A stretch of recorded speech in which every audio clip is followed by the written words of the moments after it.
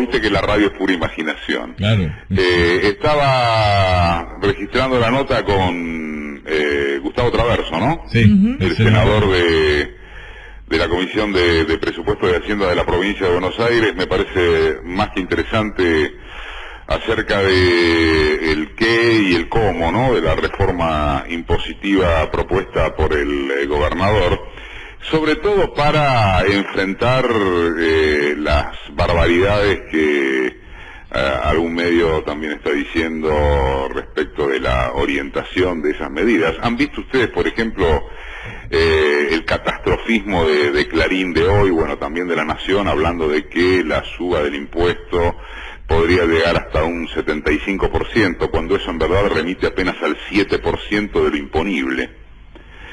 Me parece un dato que no digo que vaya a sorprender ni muchísimo menos, pero que tiene que ver con, bueno, cómo se trabaja mediáticamente y en particular, yo creo, cómo se va a trabajar respecto de Axel Kicillof y de su reforma impositiva. Me parece interesante que el tema además haya surgido, porque hasta ahora, nada menos que en el caso de la provincia de Buenos Aires, presumo que van a coincidir con esto, únicamente se venía hablando en torno de lo que se llama seguridad. Esto es Bernie versus Frederick, pistolas Taser, posturas de uno y de otro acerca justamente de eso que se llama seguridad o inseguridad, y el escenario de la economía en la provincia de Buenos Aires, por fuera de algunos aspectos que los que estamos sobreinformados podemos llegar a manejar, acerca de ciertas roscas, integraciones de comisiones que se estaba negociando y demás, no figuraba. Entonces, esto del impuesto es, yo creo que la aparición estelar de para dónde va la economía y cómo se va a manejar Kicillof en ese sentido, y me parece bien que se salga a aclarar cómo son los puntos y que se diga efectivamente de qué se trata, porque pareciera que hay un impuestazo generalizado que va a afectar a la clase media. Digo, no tiene nada que ver con eso.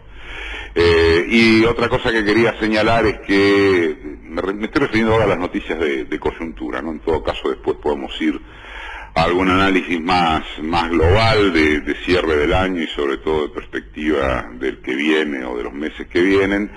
Creo que es muy impactante lo que está sucediendo en Mendoza con la problemática del agua, la minería y la movilización que está habiendo en la provincia respecto de eso, con cifras de miles y miles de personas movilizadas a todo rango, que más de uno verá sorprendido, porque no es una provincia, es cierto, acostumbrada a grandes movilizaciones, lo cual potencia el efecto que pueda llegar a tener este tipo de salida a la calle, de conciencia, yo digo, en torno de lo ambiental, o por lo menos de defensa de aquello que en lo ambiental puede perjudicar a la provincia.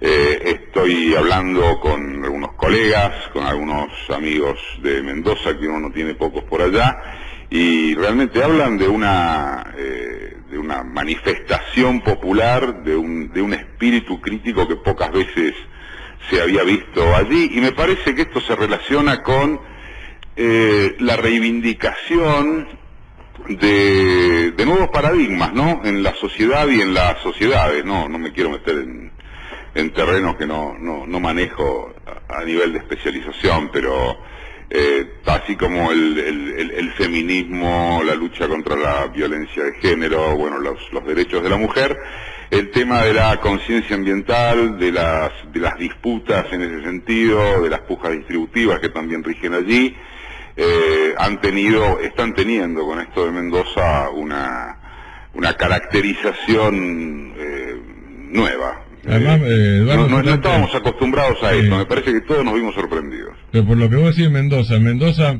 la puja distributiva, en Buenos Aires eso no lo conocemos, por ejemplo, la puja distributiva es puja por el agua, eso es tradición. Digo, en Mendoza, después del gobernador, el tipo más poderoso de Mendoza es el director de irrigación. Exactamente. Porque es un desierto. Es un desierto, entonces, efectivamente. El agua que usás para una cosa no la tenés para otra, que eso es lo que están discutiendo muy en concreto además en las manifestaciones, y sobrepasó el otro día nos decía Guillermo Carmona, que es presidente del Partido Justicialista de Mendoza, pero que no tuvo la mayoría en este tema. La mayoría del Frente de Todos votó con el gobierno del radical Suárez. Ahora, las manifestaciones son transversales.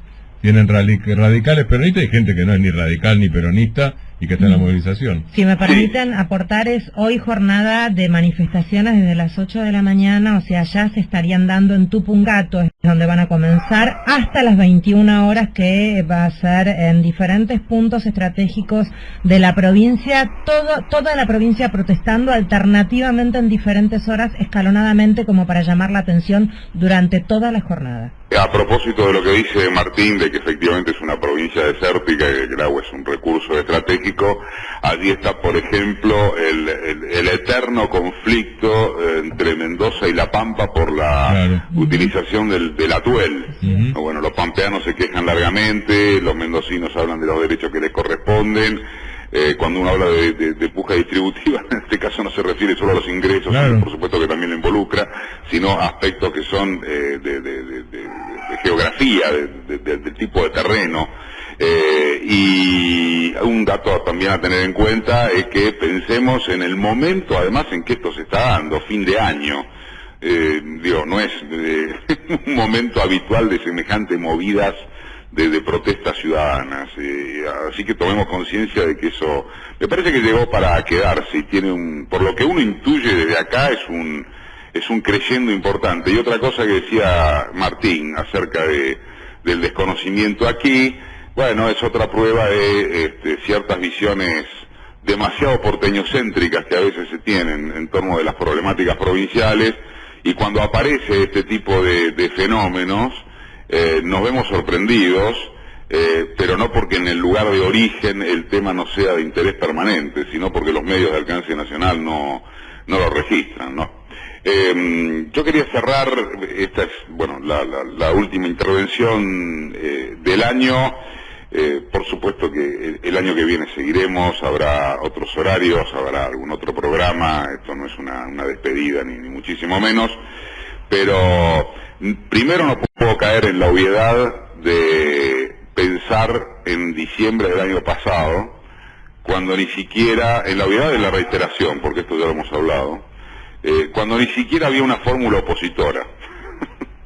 O sea, me parece que la convocatoria a reparar hace apenas un año, y todo lo que se avanzó y todo lo que se conquistó en estos meses, no tiene que quedar afuera de un cierto balance, digamos, de lo que pasó, porque en algún momento es bueno parar, mirar para atrás y ver qué es lo que ha sucedido y ver, en definitiva, de por qué se tiene que estar contento, al menos entre los que piensan como uno, entre la gente del palo, con lo que ha ocurrido. Segundo, creo que sin perder de vista jamás el lugar desde donde se parte, que es la herencia que deja el macrismo, es un momento de mirar hacia adelante como aspecto central, ¿no? Yo creo que regodearse en lo obvio de la herencia recibida es tan necesario como vacuo, si es que a partir de ahí intentará estructurarse el futuro esperanzador. Pero, insisto, sin perder de vista desde dónde partimos, quiénes son los responsables desde dónde se parte. Y estamos viviendo un momento en particular, en estos días periodísticos, llamémosle así, en donde a lo que es reparación se le llama ajuste, al programa contra el hambre se lo denomina como un escenario de famosos, de conciencia culposa y lágrimas de cocodrilo. Estoy leyendo algunas líneas que también estaba tipeando para algo que haré en estos días. Se habla de que a los jubilados ha vuelto a jodérselos porque se achicaría la pirámide, perjudicando a quienes ganan un poco más que la mínima y quisieron colar, no meterse con los regímenes de privilegio. Segmentar la suba de retenciones agropecuarias para favorecer a los productores pequeños es impracticable. Le han regalado beneficios a las mineras, en fin, un punteo que estaba haciendo acerca de las críticas que se escuchan por parte de esos medios poderosísimos, en parte hegemónicos. Creo que la otra vez planteaba si respecto de la hegemonía se puede estar o no un poquito embarazada, pero lo cierto es que tenemos a la derecha corriendo al nuevo gobierno por izquierda, ¿no?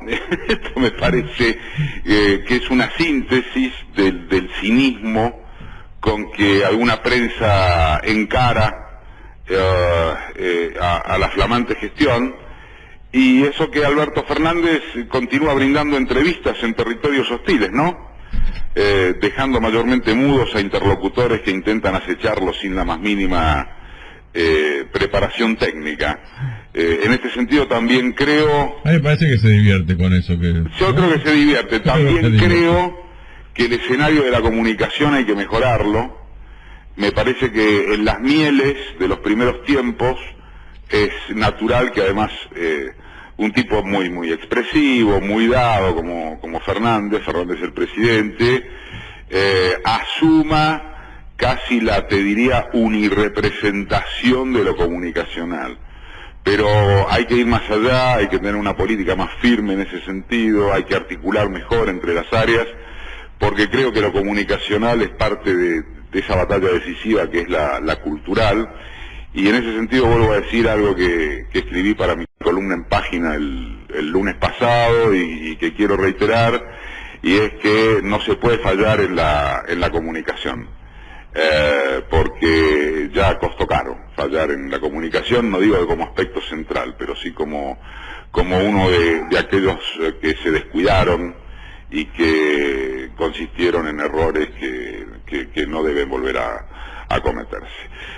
Esta es mi visión. Termino el año, como creo que muchos de nosotros, si no todos, me refiero al palo que escucha, a nuestra audiencia también, con un espíritu diferente. Repito, pensemos sin ir más lejos de qué hablábamos, en qué pensábamos y con qué estábamos asustados hace nada más que 12 meses. Pensemos en el 27, el 28, no sé, el 29 de diciembre del año pasado, a ver si acaso no da en para estar por lo menos con una sonrisa de algo todavía se puede hacer. Les dejo un abrazo enorme y la enorme satisfacción de haber compartido con este equipo todos estos jueves.